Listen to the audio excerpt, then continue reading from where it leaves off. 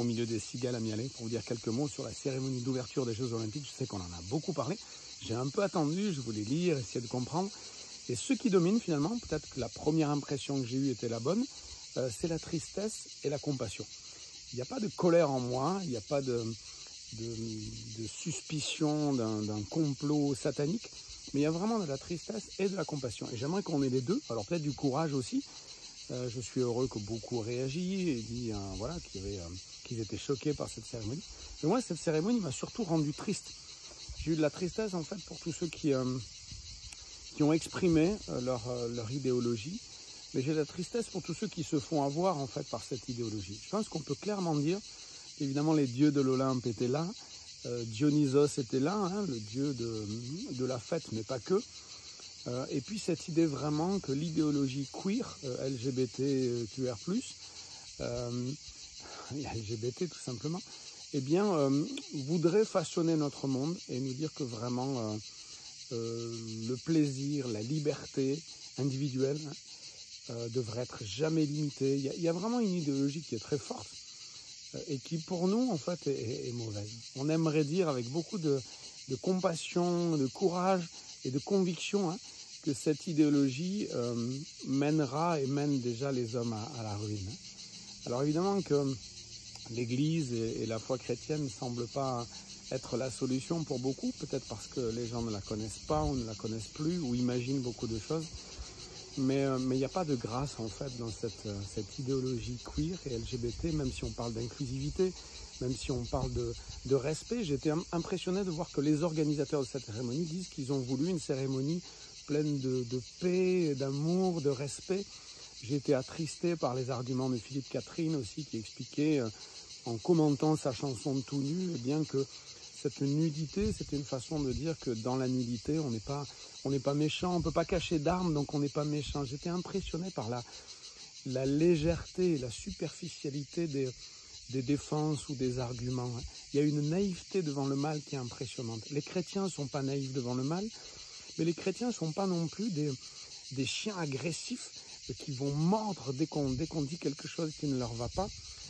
J'ai pas été étonné par l'ambiance de cette cérémonie. J'ai quand même été un peu impressionné et attristé par la place que l'idéologie queer a prise dans cette cérémonie et que l'État ait laissé faire ça. Parce qu'en fait, je pense qu'il y a vraiment une idéologie. C'est comme une religion et du coup, c'est pas neutre. Mettre en avant cette religion, même si c'est une religion civile, eh bien, c'est dire voilà, on veut ça, c'est nos dieux à nous. Et je pense à l'apôtre Paul. L'apôtre Paul, quand il a visité Athènes, il était en colère parce qu'il a vu plein d'idoles. Et je pense qu'on peut être en colère quand on voit cette cérémonie. Ce qu'il faut savoir faire ensuite, c'est ce qu'a fait Paul. Sa colère, il l'a transformée en fait en prédication, mais une prédication bienveillante, intelligente, et qui s'est arrêtée au moment où l'apôtre Paul a parlé de résurrection et qu'on n'a pas voulu l'entendre. Et Paul s'est pas mis en colère parce qu'on voulait pas l'entendre. Il est allé prêcher plus loin. Et je crois que courageusement, avec persévérance, eh bien, il a aimé de la part de Dieu et il a aimé à la façon de Dieu. On voudrait nous dire en fait que l'amour c'est autre chose, mais notre Dieu c'est un exemple d'amour. Il ne supporte pas l'injustice, il ne supporte pas le mal, il ne supporte pas ceux qui appellent mal ce qui est bien et ceux qui appellent bien ce qui est mal. Voilà, donc il y a un sentiment de tristesse, parce que vraiment on voit des gens perdus, et de voir ces drag queens, ces travestis, ces personnes qui manifestaient leur conviction, leur désir d'être accueillis, d'être entendus, eh bien il y avait de la tristesse parce que je pense pas que ce soit en leur disant ce que vous faites c'est bien, ce que vous êtes c'est pas grave, qu'elles vont être mieux. C'est tout le contraire. Et donc il y a de la tristesse même de voir Philippe Catherine argumenter sa chanson, voilà, tout nu, même si évidemment on va me dire que c'est de l'humour, mais il faut se méfier des comiques parce que parfois ils disent des choses pour plaisanter, mais la plupart du temps c'est sérieux. Ils veulent faire passer une conviction, une idéologie, et c'est une naïveté devant le mal. C'est pas parce qu'on est nu qu'on sera meilleur et qu'on sera moins mauvais. La méchanceté, elle est dans le cœur de l'homme et dans le cœur de tout homme. Donc vraiment, il y a de la tristesse et puis de la compassion. Et je pense qu'il faut entendre la douleur de ceux qui ont revendiqué. Et je ferai une distinction entre ceux qui souffrent de leur identité transsexuelle, de leur trouble identitaire, de leur trouble de la sexualité, ceux qui souffrent vraiment et qui cherchent l'amour, et puis ceux qui défendent une idéologie qui finalement fera du mal à ces personnes-là même qui souffrent. voilà, l'idéologie queer, l'idéologie LGBT, en fait, elle va faire du mal.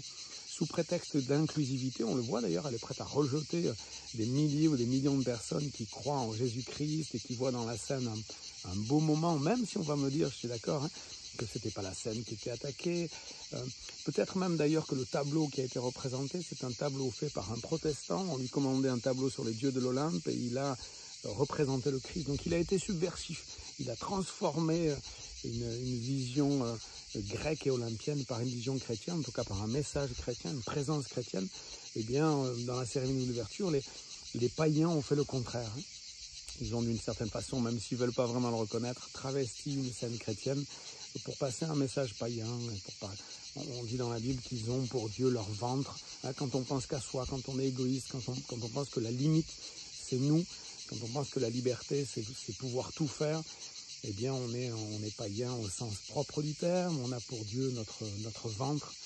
Et alors qu'on parle d'inclusivité, de tolérance, eh bien, on est souvent très intolérant.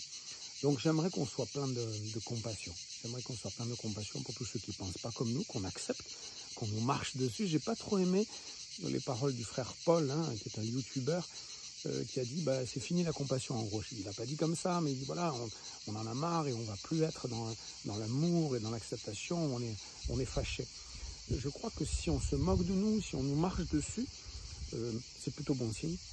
On marche sur ceux qui sont fidèles sont ceux qui seront persécutés. Si on n'est jamais persécuté, si on ne se moque jamais de nous, c'est que notre foi n'est pas réelle, c'est que notre foi n'est pas entendue. Je pense qu'on a voulu se moquer de nous, ben, c'est pas la première fois, c'est pas la dernière fois. Et il faut qu'on réagisse avec beaucoup de compassion, avec du courage. On va dire, voilà, on n'a pas apprécié, mais il n'y a pas besoin d'être en colère, il n'y a pas besoin de penser que c'est satanique. Ou alors, oui, tout ce qui est contre Dieu, contre la foi chrétienne est satanique et inspiré par Satan.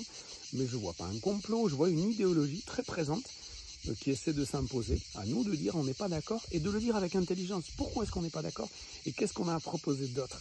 Que les gens voient dans la foi chrétienne et dans l'Église quelque chose de beau et de profond, de l'amour, de la compassion et de la tristesse devant le mal ou devant l'erreur.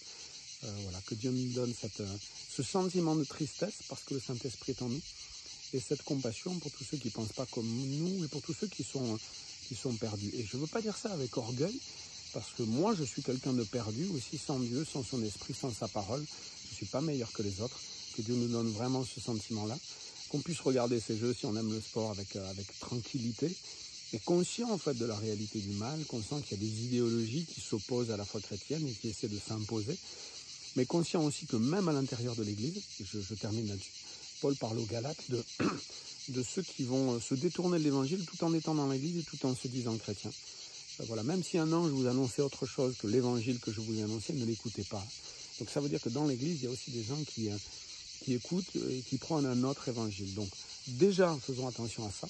Et ensuite, quand évidemment, il y a des idéologies anti-chrétiennes ou clairement non chrétiennes qui sont présentées de telle façon dans notre pays, bah oui, voilà, ça veut dire que les idoles de notre pays sont présentes, qu'elles sont affirmées. On nous a dit ce jour-là, ben voilà, nos idoles, c'est ça. Notre idéologie, on voudrait que ce soit ça. Ben non, on n'est pas d'accord. Et on veut le dire avec beaucoup de compassion, on veut le dire avec beaucoup d'amour, on aime nos ennemis, on aime ceux qui pensent pas comme nous. Et j'espère qu'on accueillera des gens qui sont transgenres, des gens qui sont queer, des gens qui sont LGBT dans notre communauté, s'ils sont sincères, s'ils veulent comprendre, s'ils veulent discuter, s'ils veulent être accueillis, s'ils veulent être aimés. Être aimé, aimer quelqu'un, c'est pas lui dire je suis d'accord avec tout ce que tu fais. C'est lui dire je t'aimerai quoi que tu fasses, quoi que tu décides, je vais te dire que je suis pas d'accord et je te respecterai quand même, je t'aimerai quand même.